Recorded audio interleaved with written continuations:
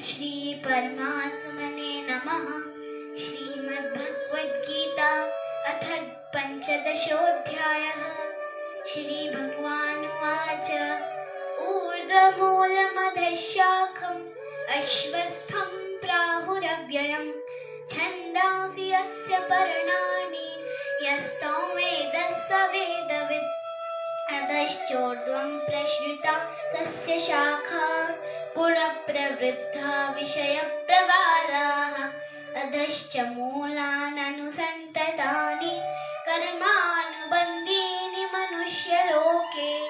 न रूपमस्येह तथोपलभ्यते नान्तो न चादिर्न च सम्प्रतिष्ठा।